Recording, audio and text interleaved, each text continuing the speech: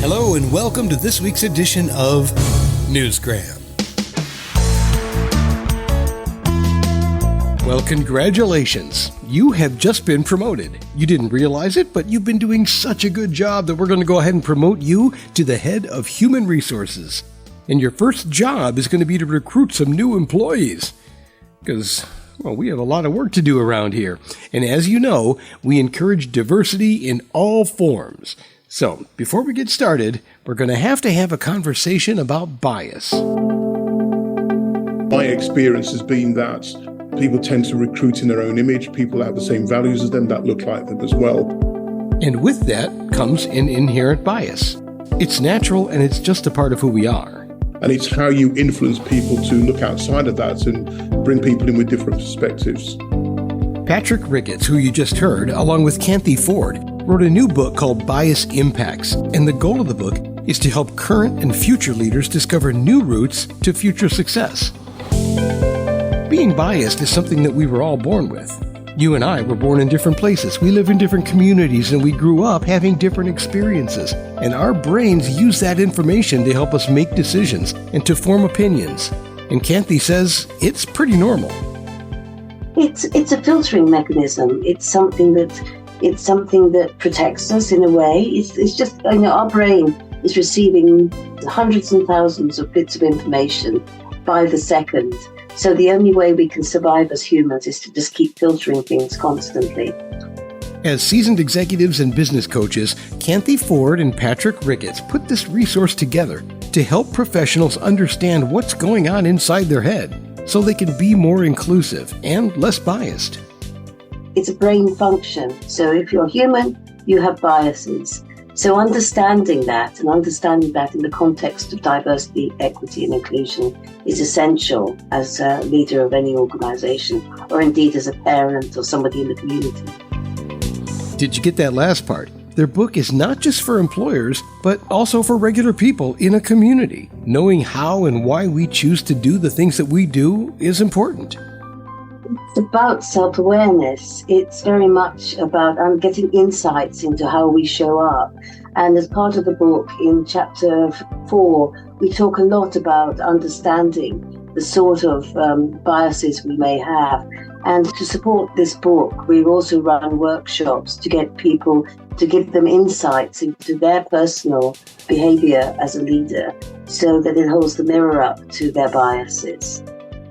Reading a book at home alone is a safe place to think about these things. So they offer some reflective questions in the book that give you a chance to consider situations in a different light.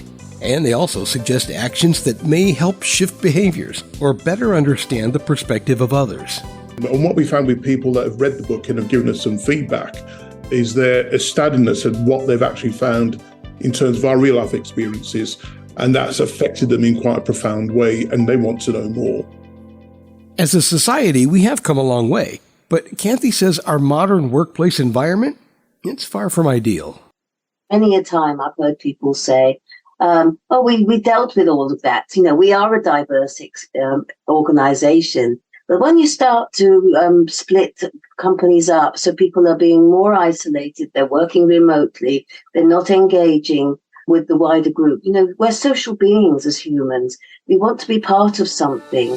And when all the remote and non-remote activity happens is that it sort of makes it people work in silos more.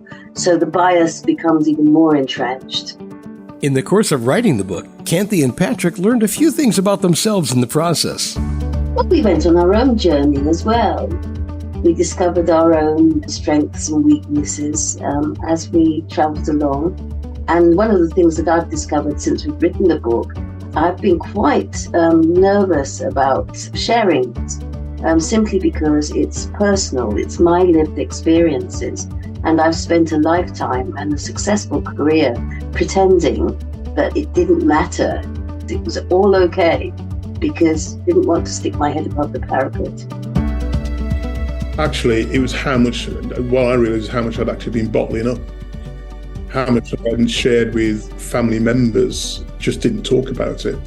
And how that's impacted on me in writing that book. So there've been some really big, serious, heavy reflections I've discovered things about myself. My wife has discovered things about me and my experiences that I never shared.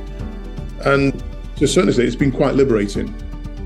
So there you have it, a great tool for self-discovery and some simple common sense concepts that are fundamental to leading effectively in today's workplace. Businesses are missing a trick because you need diversity, you need equity, you need people to feel part of something in order to generate motivation and make highly performing businesses.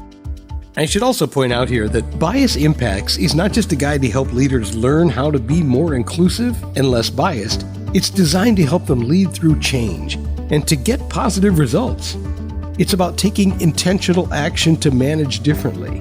And one way to do that is to embrace our differences.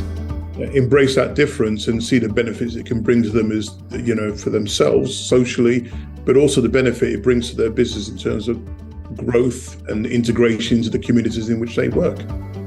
Okay, so having heard all that, how do you feel about your new role as the hiring manager for Newsgram Incorporated? Are you ready to examine issues created by unconscious bias? Are you ready to explore the role of an empathic leader or to discuss internal cultures and ways to manage uncertainty? It's a big job. I think you're up to the task, though. All you need to do to get started is to grab a copy of the book Bias Impacts, How Culture and Diversity Affects the Leadership Journey by Canthe Ford and Patrick Ricketts. It's available now online at all the usual places, and we put a link to Amazon for you right there in the show's description. And that will do it for this edition of Newsgram from webtalkradio.com.